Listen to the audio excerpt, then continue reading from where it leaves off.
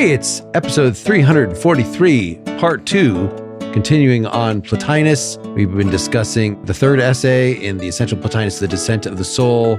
I'm sure we'll get back to number 4, the good or the one. Also, number 1 was beauty, and 2 is the intelligence, ideas, and being. Interestingly, when I talked to you beforehand, Seth, you were saying that number 3, this Descent of the Soul, was sort of a throwaway, but Wes seems to see it as the central thing, at least worth going to in detail. I see the fourth essay as the central thing, but Dylan was talking about the body stuff. We didn't give the punchline to the Descent one, which is section 4, page 67. He's talking about individual souls want to return to the intelligible realm, but also they have a power over the realm of sense, like sunshine, does not deny its rays to what is below. So this is like what we were saying about the Timaeus. Plato and the Timaeus is describing, it's the gift. We're making the whole world minded by having souls go down into everything, not even just people. These souls are like kings who live with the high king and do not come down from the palace. Here's the quote. But there comes a point at which they come down from this state, cosmic in its dimensions, to one of individuality. They wish to be independent. They are tired, you might say, of living with someone else. Each steps down into his own individuality. I love that line. They get tired of living with someone else. That's actually one of the best explanations that he gives of why the souls descend. Desire for individuality and independence. I don't understand why it's even necessary to explain. I mean, you could just say like, look, this is what happens. Why it happens is something to do with the one. I mean, he does just say later, it's a law of nature. Yeah, but ultimately, you look at the soul. The soul is not the one. That means it has a multiplicity. It's a unity and a multiplicity. Well, what are those multiplicities going to do? What are those little souls or soul chunks or individuals or whatever? They're hanging around like they're in soul, or there has to be some motion just by virtue of the fact that there's motion in the universe by virtue of the one, and the soul is a multiplicity. Something has to happen. I think we could re-ask this question to say, well, why are there living things? They are very difficult to explain emergent phenomena, and the universe has to be fine-tuned. We can do an episode on the fine-tuning argument eventually, but the universe has to be very fine-tuned, even to exist in its current form. But life is extremely counterintuitive. There's all sorts of reasons.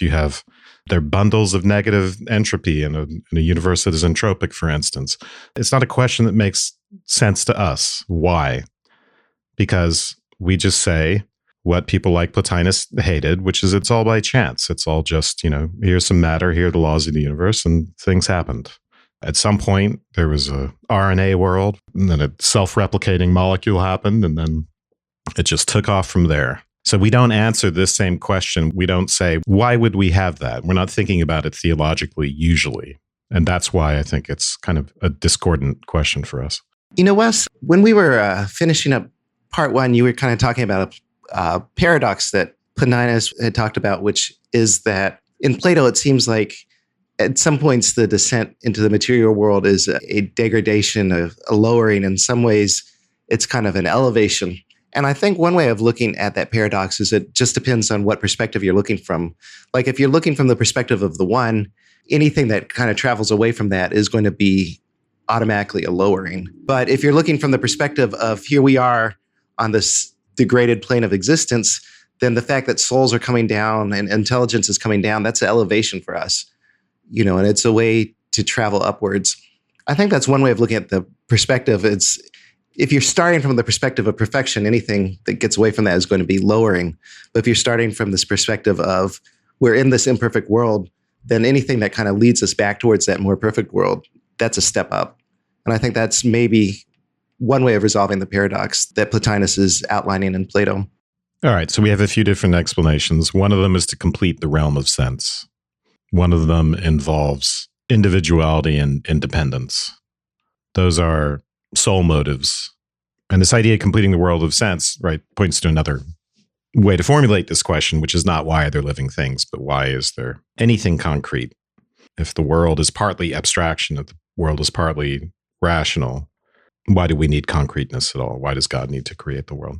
But if we want to finish off this section 5, he talks about descent as kind of a bad decision but also necessary that people make. And then it's in 6 that he talks about this seemingly from the perspective of the one, not from the perspective of the souls who are making the descent. I don't know if I've already kind of summarized section 6 as spilling over. I don't know if anyone else wants to say anything about it. Well, I think spilling over is right. I mean, the last paragraph on page 68, the excellence and the power and the goodness of the intelligible realm is revealed in what is most excellent in the realm of sense, for the realms are linked together. From the one self-existent, the other eternally drawn to its existence by participation and, to the extent it reproduces, the intelligible by imitation. So what I was thinking of is he tells us what the one must not do. He starts out in 6, it's not differentiated. There wouldn't be any beings if it remained shut up in itself. It sounds like potentiality. It sounds like some of what I've heard in physics about something about fields or quantum flux or something. I don't know. Something that precedes being. So it would be sad if there was nothing, if the one didn't do its thing and nothing existed. So then he says, every nature must produce its next. So unfold seed-like from indivisible principle into a visible effect. So he's suggesting that what the one does is kind of its nature. It's like a growing. It's something blooming out of a seed. It must not stay this power, and as though jealous, limit its effects. It must proceed continuously until all things, to the very last, have within the limits of possibility come forth. All is the result of this immense power giving its gifts to the universe, unable to let any part remain without its share. This is also reminiscent of Hegel, of course, with the organic metaphor. This is a consequence of the notion of perfection, right? So the one as a pure potentiality, if it's going to be perfect, has to actualize that potentiality, has to realize that potentiality completely. And so that would be the account for why it has to do that, not just that it does. So that, a seed, the analogy would be a seed as potential for the tree, has all that potential inside it. But in not realizing that potential, it has failed in its perfection. And the one in this account that includes the notion of perfection is going to include the full, complete, whole realization of all potential. Yeah, I can definitely see that in this passage, although to me that feels more Aristotelian than it does Platonic. Another way of looking at this, to me, is it's almost kind of analogous to the Big Bang. We can't necessarily explain why the Big Bang happened. We just know that something must have happened because we're here and there's a universe here. We know there's a universe. We know that the multiplicity of things exists, so things had to leave the one, if we accept that everything started in this kind of metaphysical singularity. But that doesn't explain why the one would have to, because the one isn't the universe. In being a cause, it doesn't tell you what the account is. And this section seems to, maybe there's a more satisfactory Platonic version of what I just described, though some of the stuff I read indicated that Plotinus was also effectively taking Aristotle as just another Platonist. And so it's sort of just folding that in there. But that would account for why the one would do anything, is because, not that it has to in the sense of necessity, is that in being the one, it has to be fully realized. No, I think that's a good insight. Definitely hearing you go through it made me look at this passage in a different way. And I think you're right that maybe this is Plotinus' interpretation of Aristotle as a Platonist. I definitely don't think it's something that he would have come up with if he hadn't also been exposed to Aristotle. There's no way to know that, but that's my feeling. I struggle with part of this, the idea that in order for the one to be the one, it must be fully actualized. It implies a reliance that goes against the notion of self-sufficiency that he speaks about later. But I was also confused about just the concept of potentiality in the sensible world or the intelligible realm versus him saying numerous times that all of the actualities are contained essentially within the intelligence, that all the actualities are there and they're essentially putting that actuality into the sensible world. And yet, like you said, Wes, earlier, and like you just mentioned, Dylan, there's a potentiality in the sensible world, I guess, for those actualities to be thwarted insofar as ultimately the goal is a return to the same, a return home. if the sensible being develops in such a path that they work towards that goal, then they're fulfilling themselves or fulfilling the purpose. And insofar as they either don't or are thwarted from it, there's your concept of evil or vice or whatever the case may be. But I don't know if it's worth trying to break it out. I just think the concepts of potentiality and actuality are not clearly spelled out here in a way that makes it clear how they work. You know, it reminds me of Hegel a bit. We might say that there's kind of a logical necessity. In a way, we're asking why nothingness would make a transition into being, and one might try to spell out a kind of logical necessity for that. Nothingness of essence necessarily turning out to be potentiality and something like the one, because remember, it's not a being. But I think we can't capture the question fully until we note that it's a bunch of different questions. Why produce beings at all? The intelligible realm, right? Platonic forms. Then the question is, why produce matter and corporality and the sensuous world, material beings? Then the question is, why produce life and souls? And then we think of the cosmos itself, right, as a living thing with a soul, but also individual animal souls. And then the question is, well, why human beings who are kind of monstrosities? These weird combinations of the divine and the corporeal. And each question is a bit different. And the hardest one is about human beings because I think, as several of you have pointed out, it becomes the question of evil. Why produce a world in which evil is possible? Yeah, I think that's very right. And, not even necessarily the things that we think of as evil, but just anything that's kind of weird and bizarre, anything that doesn't have an analog in a perfect realm. Why are there things that are just kind of strange? That all becomes a challenge at a certain point. Because if you're going back to like this perfect source, it's hard to figure out how we end up at wars or things like that. So there's one little metaphysical quirk that I had noticed that maybe this gives a little more light to why we would need to spill out into actuality, which is the idea that I think it's the root of Leibniz's notion of the identity of indiscernibles, right? That he says at some point, I couldn't find the exact quote here, in the intelligible world, right? In the intelligence or the big soul. It's not that they're all a bunch of little identical souls and that they then become, what are they going to do? Like, well, I'll go into this body and I'll go into this. In fact, if there are multiple things that are identical and we're not talking about the physical world, then they're not multiple at all. Then they're actually just one thing. And that's how we could become one with the one, is because we get rid of all the difference, everything that would make me different from you and you different. We clear that out of our heads. We detach ourselves from our bodies. And it's not then that we all have similar souls, similarly pure. We all have literally the same numerically the same soul. That's pretty crazy that Plotinus thought of this. I like that interpretation, but it's not right directly in here, unless I'm missing that. There's a little bit of that in the very beginning of The Good and the One, where the one is essentially the activating form of all unity and all instances of unity. So to the extent that anything is a unity, all things are one thing.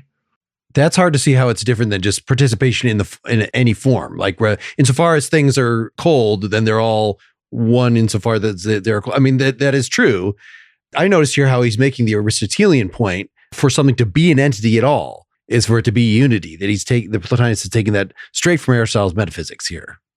Yeah. In order for something to be an entity at all, it has to be a unity. And then he gives us a taxonomy. He gives us a list of types of entities, and they are more or less real depending on their degree of unity, right? So we get collective sets like flocks or choirs, artifacts like houses or ships, plant and animal bodies, even talks about health is dependent and on unity. And then the inner unity of quantitative continua. I'm not exactly sure what he means there, if he's talking about geometrical figures or the kind of consistency of a stuff like gold. So we get, a restatement of this Aristotelian principle about unity. Although for Aristotle, right, the unity is derivative of having an essence, of having substance, which is the principal conception of unity towards which everything else, any other conceptions of unity are pros hen, right? They're derivative of that conception of unity that involves essence. But there's no recapitulation of that Aristotelian point of view in Plotinus, as far as I can tell. So things are one in Aristotle by having a particular essence to which that particular is identical. Yeah, the soul imparts unity to all things. Plotinus, they seem to be mainlining to this transcendent principle of oneness, even though it is not the one, right? He wants to go through and he's going to tell us what's not the one, which turns out the soul is not the one, the intelligence is not the one, being is not the one, et cetera, et cetera. And there is an interesting kind of difference from Plato here, in that Plato definitely talks more about the ideal of good as being kind of the ultimate source. And this is entitled The Good or the One, but it's definitely much more kind of concerned with this concept of unity, this concept of oneness. I think somebody had mentioned Pythagoras, and I think there's definitely a real mathematical sense that he's going from here. It reminds me a little bit of one of the early episodes that I was going through for the book, which was the one on Heraclitus, the one with Eva, just talking about how for Heraclitus, everything had to partake in something in order to have number, in order to be numbered. And I think there's a real sense of that here, probably coming out of that same ancient Greek tradition. So, Dylan, you were talking about the soul, which is maybe is another way of talking about essence. I don't know if that's the point you were making. And he does say the soul looks upon the one as a kind of template or archetype and then bestows unity on things. So it's an intermediary. So I wonder if there's kind of an essence idea involved there. Yeah, the soul's kind of an intermediary between one and what exactly? Well, the cosmos for one thing, but also biological entities. Right. And then the human soul is the intermediary between capital T, capital S, the soul, and the sensible world. The one big soul. Can we call it the one big soul? The one big soul. Where are we? I'm going to try. Sorry. We're still in one. This is where a lot of this soul talk is. I'm pulled to, from the second essay, section 12, he's talking about, is there a form of individuals? No, there's no form of Socrates. There's a form of man. So what's individuality? Here's a quote. Individuality consists in this: the traits of all are not the same. One has a nose that is flat and another nose that is hooked. The two shapes of noses should be considered differentiations in the human species, quite as are the differentiations in the animal kingdom. Differences in complexion are to be appreciated in the same fashion determinations as they are of seminal reason on the one hand and of matter and environment on the other. So the question is, where do variations come from? That it's not that there's just one soul, one form of human being. It ends up that there are even just the formation of the individual nose. It's because there are different forms of noses around. So this relation between the individual and the formal world is much more complicated. That like even just your liver, there's a form of liver. Everything that has a correct form somehow has a link to the intelligible realm. Wouldn't that be true for any kind of unity that we would point to would have a form for it? But not Socrates individually. And Socrates is a unity. He's using this phrase seminal reason, right? Which sounds like a kind of Aristotelian conception of immanent form here, right? Something like, what we would think of as DNA.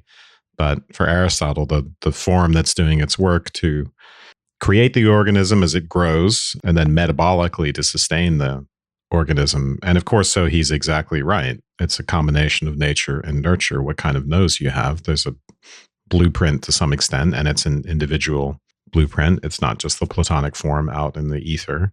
And then there are material environmental contingencies, including metabolism, that produce different phenotypes in the end. This is another way in which Aristotle is clearly integrated. And I thought that the thing about complexion there was interesting, that this is the only time where is he getting racist? So the idea is, it could be that different skin tones are a matter of interaction with matter. I just don't know the fact that more melanin is needed to defend against the sun in one part of the world than in another part of the world. Is one of these sort of the correct form and the other one is being deformed by the circumstances? Or is it really just the case that the forms are indeterminate in a way? I was thinking also of The Expanse, this sci-fi show that's talking about the differences between people who have adapted to Earth's gravity versus people who grew up in low gravity environments. So they're much taller, they're much skinnier.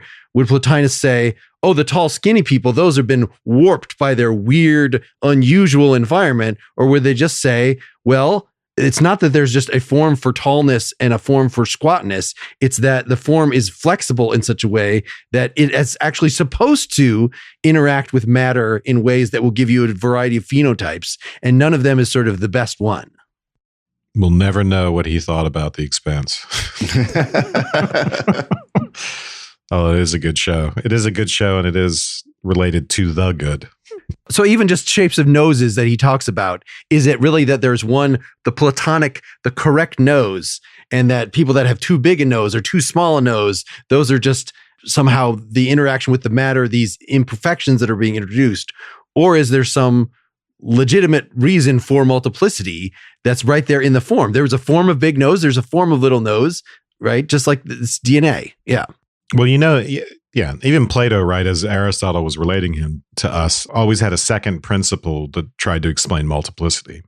So there was always a dual thing. I forget what, they sounded weird, but it was always this double thing. Formality and then variation. And the variation is not just matter is getting in the way and screwing things up. Because that's it seems like, every soul, if it were perfect, would be exactly the same. But it's the fact that we're in these different bodies and you have too much of black bile and that's why you have too much, you're too horny. I don't think it works that way, Mark. If it was only possible for any individual to achieve perfection in the same way, then all our forms would have to be identical. Or you would have to say something like the souls have an identical form, but the sensible manifestation that they're thrown into has an infinite variation associated with it. But I'm not sure that there's, at this stage of the game, anybody, even Plato and Aristotle, that were thinking in sophisticated categories like races and things like that, where, they just had human being or man. And by the way, every society, including the Greeks, had a notion of what perfection looked like. So there's definitely an inclination towards that. And if you assume some kind of cultural bias on Plotinus's part, I'm sure he probably thinks that as well. Part of it is, to me, is that Plotinus is, even though there's these different levels and different realms and a degradation that you go on, there's always a constant connection. So it is still through sense, even though sense is ultimately the source of the corruptible, it's also going to be a pathway towards the divine. It doesn't seem possible that it's going to be that any variation at all is going to be just different kinds of corruption. It's going to have to be some pathways to it. And it seems like something like what Mark was talking about, you would ultimately be pointing to, there would be manifestations in the sensible realm that were closer to or more powerful for getting you towards communion with the one. They would move you on the ladder, and other things are less so. I'm reminded a little bit of Plato, the moment in the symposium.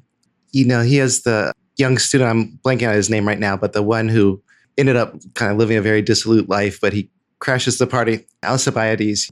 He's a general. Yes, that's right. And he comes in and there's this little passage where he's talking about Socrates, and he's talking about how ugly Socrates' physical form is and how beautiful his soul is. And yeah, famously ugly. And I think if we kind of take that as shedding some light, I think probably the physical manifestations and differences probably are not as important for either a Plato or a Plotinus as like what's going on at the mental, at the soul level. It's not significant that Socrates is ugly, or in some ways it's almost a good thing because it forces you to kind of look past his body. If he had this beautiful, perfect body, you might get kind of hung up on that and you wouldn't see the soul. But the soul provides form to the matter, right? So, I mean, if that were literally, if that was all there was to it, then a beautiful soul would make a beautiful body. Clearly, there are multiple forms and things going on. The fact that a snub nose can be passed down through the generations means that there is a form for the snub nose, even if you think the snub nose is ugly. I'm just trying to get at what the relation is between forms and individual things are. Is this any different, though, than the same problem in Plato? When you start talking about forms, it's a question of, okay, well, is there a form for everything? Is there a form? Where is the cutoff point? And also you get into the question of natural kinds, because you have a tendency to associate forms with so-called natural kinds. I don't know that Plotinus feels like he has to answer that question because this concept's generally accepted. out of that Platonic tradition. But he does answer it. Like, is there an idea of mud in the intelligible world? This is section 14 of number 2. No, such repulsive things point not to the intelligence, but to the soul, which drawing upon the intelligence takes from matter certain other things. That clears it up. So he gives the example of putrefaction, which is a case in which something has lost its form, its soul, but also it's losing its formal principle, right? And we learned in the On Beauty essay that beauty has something to do with formality, with unity, with an organizing principle that's keeping everything together, and it's despite its multiplicity. So the snub nose is not ugly in itself. It's that it doesn't fit on your face. It's because the overall, the way that the form is interacting with the matter is right, because it's asymmetric. Yes. Literally, he's symmetry. Beauty is in symmetry. That's at least one of the principles. He says, well, how could an individual color, if it was all about symmetry, so just the form matter distinction that we've gotten to in various aesthetics episodes, he's doesn't seem to be aware of. But it's trying to figure out, like, yes, how could there be a beautiful character? How could there be a beautiful face? How could one thing, beauty, apply to all these diverse things? Mm-hmm. Yeah, or it's a question for Platonism, but it's not really something he answers in our reading in any detail. Didn't he? Isn't that in number 1? I don't know. Well, I think we're in danger of not actually getting to the one.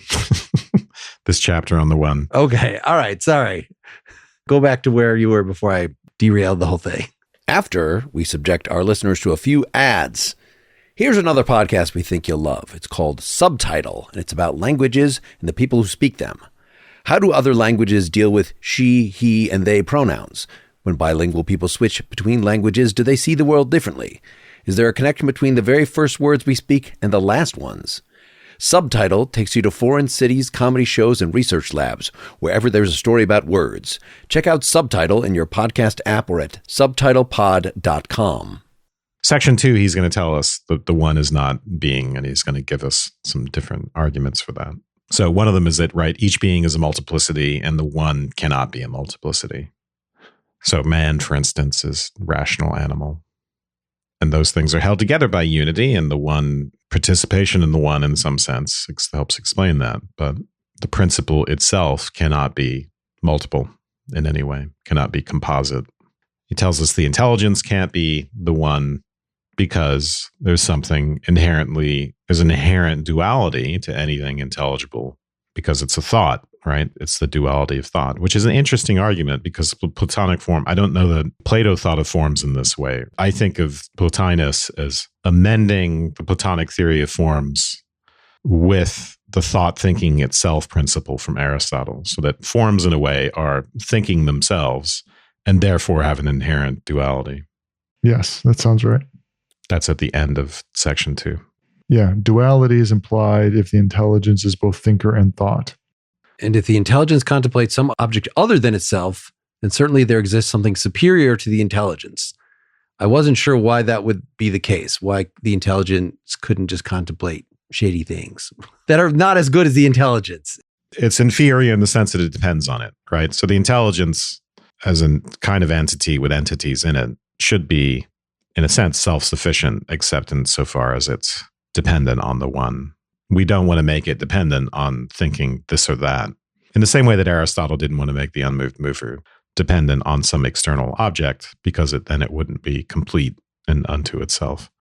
Yeah, I was trying to figure out if he was disagreeing with the Taoists who point at the interpenetration of all things, right? For one thing to exist, maybe this is from Heraclitus as well, right? Then it has to exist in tension, in contrast to other things, in which case there is no one, there is no overall thing. Or was the Taoist saying, oh, actually, there is this overall, the Tao or whatever, that is the formless, that is bigger than all this.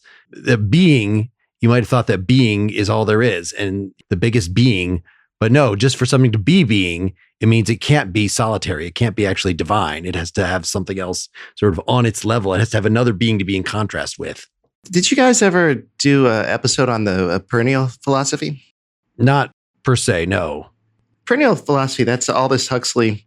He had done kind of a survey of world religions, world philosophies. And it's a very Neo-Platonist kind of concept. his perspective, his idea was that all these different traditions are really talking about the same thing. They're just talking about in different words, different language. I think it goes back to at least what I see as the Neo-Platonist idea of like Plato's talking about all these different things, but he's just talking about them in different ways. I know you hated that, Mark, but it's this kind of idea that for somebody like Aldous Huxley, he's going to say that, yes, the Taoist is talking about the same thing as Plotinus, and Plotinus is talking about the same thing as Plato, and Plato's talking about the same thing as the Buddhist, that there's a lot of differences, but the differences are superficial. And what they're really talking about at its root is this kind of oneness, this idea that there is something deeper that's unified, that's a source that everything goes back to. So that would be one way of looking at it and saying that, yes, like when we talk about the Tao, what we're talking about, there's that, I think it's very early in the Tao Te Ching where it says the way that can be spoken about is not the actual way. In some sense, that might be the same idea that the one that can be contemplated is not the one. Well, I think that's a good segue into the experience of the one, this rapturous experience that comes up in section 4 is where we get our first taste of it. The one is not knowable because knowing involves loss of unity. Discursive reasoning implies multiplicity. We can get an experience of it through a presence that transcends knowledge. Then he describes this really wonderful, ineffable, rapturous vision that's beyond discourse, where we're basically in a harmonious state. And we've talked about this a little bit, but it recapitulates the moment where we originated from the one. I think this is on page 79, but he says, the one is present in everything, but it can be experienced only by those who are prepared to enter into harmony in it and become like it. And maybe this is what Dylan was thinking of, bringing up harmony earlier. And it does that. The harmony is achieved, and here's the quotation, by virtue of that inner power in us, similar to and stemming from the one when it is in the state in which it was when it originated from the one. So I take it to be that we're almost going back to a kind of moment of birth, our origination from the one. That's the state that we are experiencing. We kind of become unified with our own formative forces. It's like something merging backwards into its cause. That is the experience.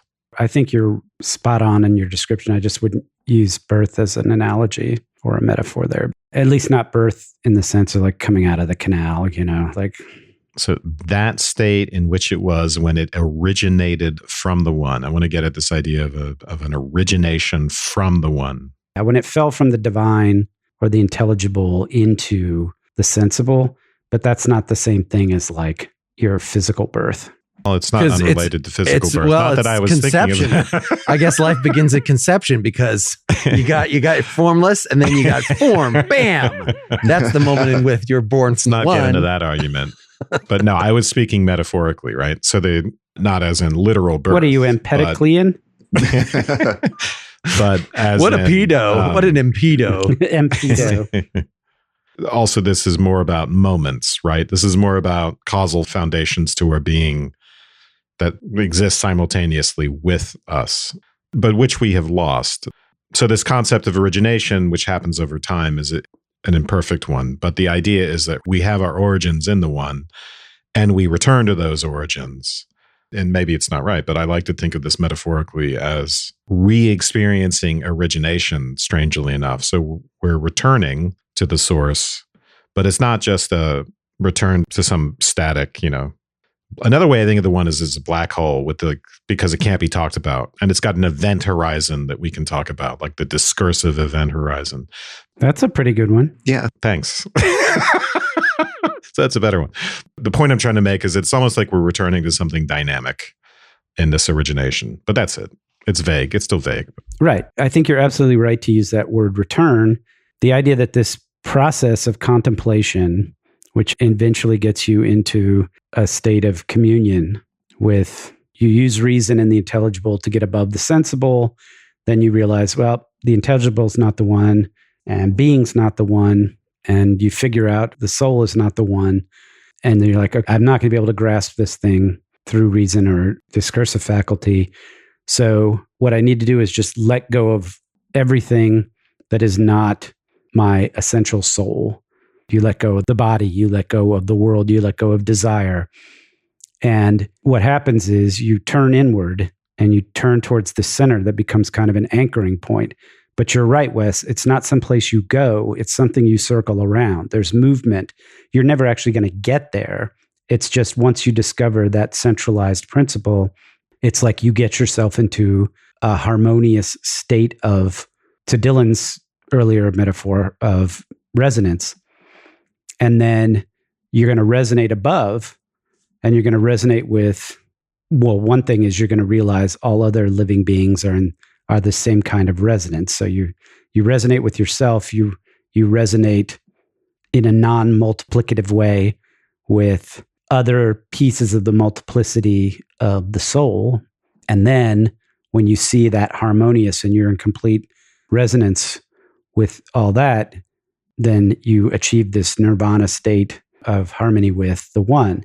Now, he does say in here, totally temporary. As long as you're tied to your body, you can't just stay there all the time, because he says, for those of us who've got there, why would we ever leave? And it's like, well, because you got to eat, and you have children, and goats bite your shoes and things like that. It just happens. People are making fun of your snub nose, and it's distracting. Exactly. And precisely because of the type of experience that it is, it's not something you can describe. And then you just got to go back to it. I think you guys are right to focus on this, because I think this is the essential characteristic of any kind of mystical philosophy or tradition, is this idea that there are these kind of transcendent moments, and there's something that lies beyond reason, beyond argument, and that there is this kind of direct communion you can achieve with the source. And again, like you said, a temporary experience. But I think if there is something that unites mystical traditions, I think that would be it. Most of this book is describing this wonderful experience in which there's comparisons to love, right? There's this innate desire to return to our beginning, despite the fact that we're weighed down by flesh. We aspire to this higher realm and this higher form of love, which is reflected. This is section 9 I'm thinking about, but it's reflected in vulgar form in our world. But if we want the real thing, we want real love, we have to have this experience. God is the one for me. Not just someone here on earth. It says part of the process of this initial introspection and contemplation is that once I was just about to make a Scientology joke, I won't. But once you've let go of the sensible and you've kind of cleared your thetans, okay, Go clear. Sorry, I couldn't help myself. It's like you recognize this is when you're still at the level of the intelligible realm. So you're still subjective, if you will, that you are so much closer, not in space, but harmoniously to the one, that you experience this rapture and this desire for that communion that has been obscured and clouded, although reflected in certain kind of ways in the sensible realm. And it's critical because he says, even if you have the ability to do this type of harmonizing, but you don't have this desire to have essentially the form of desire in you fulfilled, because you're letting go of everything. You're letting go of desire. You're letting go of subjectivity. But in the one, desire is desire fulfilled in that communion that you have with it. Yeah. So this is section 11. He describes a complete loss of desire because you've attained unity. There's no disturbance. There's no anger, no motion, no desire, no reason, no thought. And you're not even busied with the beautiful or with virtue. This is really transcendent. You're filled with the divine, but it's the sort of divinity that can't even be described in terms of concepts like the beautiful and the virtuous. I have a question I'd just kind of like to pose to you guys. I know there was maybe a little reluctance to do Plotinus. I know you also said you haven't done a whole lot of mystical philosophers. And I also know that Mark had told me it was tough to even find anybody who wanted to talk about Plotinus. Now that you've done it, do you find value in it? Do you find value in this kind of perspective? And also, you guys have done a lot of episodes on Plato. Did this make you think about Plato differently? So I'll just describe, I think I'm getting hung up on the thing you said near the beginning, Chris, is that Plotinus doesn't care about the details, because I came in here based largely on section 2, thinking that he was speaking sort of at the level of detail that Aristotle was talking about in the metaphysics, whereas maybe Plato in the Timaeus is being poetical and talking about the different structures in the demiurge, like that that Plotinus really took this stuff seriously, and that unless we could on this podcast articulate these exact chains and how the mechanics of the forms, how all this stuff worked, that we would be doing some disservice. But the more we talk about it, and the more I got into the fourth essay, where it just turns entirely practical, where, he has the beginning of like why the one has to be better than even the good, because the good is an adjective, is a characteristic, is a property. And we want to say the one doesn't have any properties. It is beyond all properties. But once he's made that sort of logical point, then it's all just about the practical and how you can get in with this. And so it was just a very different kind of text than I thought. And I guess it makes me, whereas even going into today, I was thinking, 4 essays, this is a lot. Maybe we should have 2 full episodes on it. Now I think, no, actually, I don't want to spend any more time on this guy. Is this how the rest of you have come down on him? I enjoyed it a lot. And I wasn't, I don't remember saying I was reluctant to do Plotinus. And I remember reading it at St. John's, although I don't remember anything about it from St. John's, except vaguely the idea of mystical experience and uniting with the one, and all of us as 18-year-olds running around joking about, the one. That sounds hilarious. Yeah. That and saying everything is most dikaios, most just. That's most dikaios, man. Did you guys read it in Greek? No. I mean, you could optionally, and probably maybe some people in some of their preceptorials or their language classes. Yeah. But I'm most interested in the metaphysics of it, and this idea that you need a transcendent principle of unity that can't even be described as being. I find that fascinating. And of course, I got quite obsessed in Aristotle's metaphysics with this role of unity, which is why I wanted us to do more episodes like the one on natural kinds and contemporary science, the Ellis episode, because it's so important. And I felt like it's something I hadn't sufficiently thought about, the importance of unity and oneness to the concept of being. So I found that part fascinating. As far as mysticism itself, I don't have that. I'm not religious, and I am not a mystic, and I don't regularly have mystical experiences or make it a goal to have mystical experiences. I think when I told someone I was reading Plotinus, they said, well, what do you think of mysticism? And I'm like, well, I don't know. It's not a part of my life, right? And I don't think that by reading Plotinus, it suddenly becomes part of your life. It's a really interesting account of what it means to make the ascent and have this rapturous experience. But one needs a practice, right? And I called it therapeutic in this general sense, right? These kind of offshoots of Aristotle and Plato, which require not just reason, not just rationality, not just thinking about things, but engaging in practices that change you psychologically such that you can have these sorts of experiences. But it hasn't become a priority to me to have that sort of experience. The need for meaning in life I get, besides from, relationships I get from philosophy and literature. And I think there might be a quasi-mystical component to that. It's hard to, if you're interested in metaphysics, there might be some of that. In closing, I'll say, I agree with Wes on what are the really interesting, this idea that being is a multiplicity and that you need something other than being. I find that really interesting. It also crystallizes, I had just never thought of philosophical problematics in terms of the one and the many, or multiplicity and unity. And there's a sense in which this particular text really brings home how that's central, not because of the system as presented, but just the way in which Plotinus frames the problem and the approach and ties it into discursive thinking really highlights. It's like, how do we say that shit happens? How can there be things, and how does stuff work? Like, how does it actually happen? And he says at some point, we don't want to think of the one as a substance, but there's definitely kind of a substance ontology floating around in here that's causing a lot of the problems that Mark mentioned. But I thought it was more enjoyable to read than I'd anticipated. It was a little more challenging than I'd anticipated. I think it got me thinking about things in the right way. And I would leave you with this 2 things, Chris. One is, no, it's not going to change the way I read Plato, because I don't have a way of reading Plato that every time we read Plato, it's a completely new thing to me. I'm not smart enough to maintain any kind of systematic approach to that guy. But I would also challenge you to think about the possibility that you could read Plotinus without thinking in terms of mysticism at all. So when I read it, I understand we're talking about a communal, transcendent.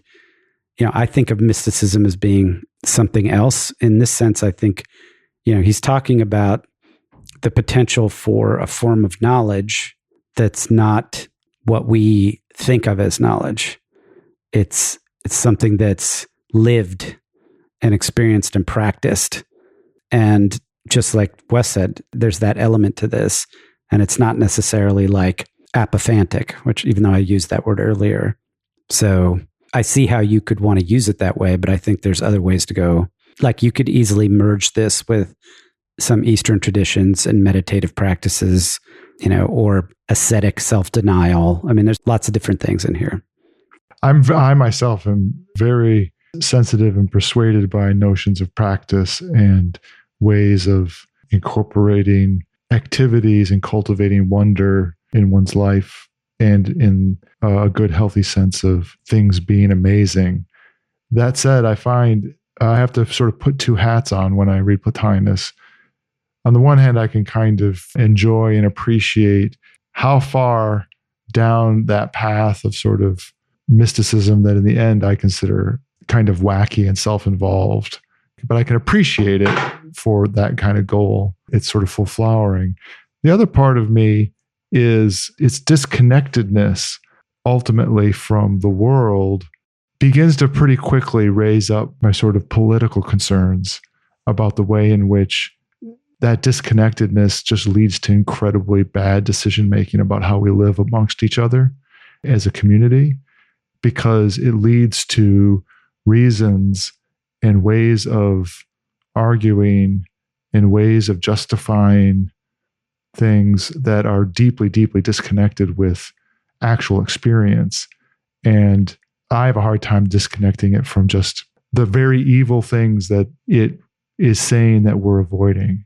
In pointing towards the good, it ends up opening the doors for talking about evil in the practical, real political realm in such a way that actually promulgates evil in that realm, because it absents the decisions that we make about the world from the world itself.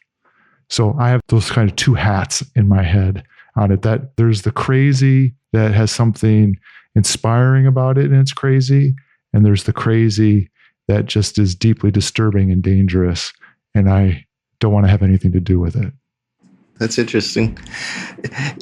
Mark, for my closing, it's funny when you had approached me about doing the Plotinus episode, I realized that I call myself a Neo-Platonist, and I always talk about Plotinus, but I had never actually read primary source Plotinus.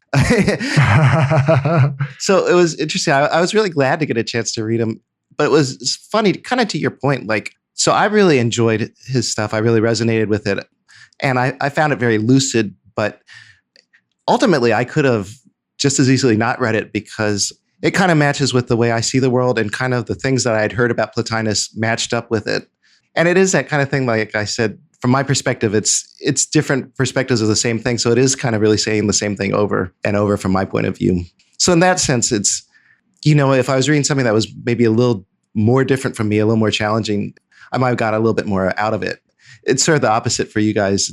For me, it was almost too close to how I see the world. But I really did enjoy reading it. And I also really enjoyed being on and having a chance to talk with you guys. It's funny, I've kind of lived with your work and your episodes over the last couple of years, but it's fun to actually be a part of it. So thank you for the invitation. Thanks for coming on. Thanks, Chris. Thanks. Hey, well, people who are a little more familiar with Plotinus than we are should tell us if there's other things that we should read, if there's other Neo-Platonists we should read, if there's anything else that you'd like us to read. Next time, we're going to be talking about Knowledge and Justification, reading Is Justified True Belief Knowledge by Edmund Gettier, Alvin Goldman's What is Justified Belief, and Linda Zagzebski's The Inescapability of Gettier Problems. Wes and I will be recording a little more on Plotinus for Close Reads. You can sign up for the public feed for that at closereadsphilosophy.com, or we'll also make that available to Partially Examined Life citizens if you're already signed up for that. You can reach out to us at pel@partiallyexaminedlife.com or through Facebook or Twitter or Instagram. And please, if you enjoy the podcast, consider giving us a nice rating and review on Apple Podcasts or wherever you listen to this. Thanks again, Chris, for coming on. Thanks, everybody. Good night, everybody. Good night. Good night. Good night. Good night.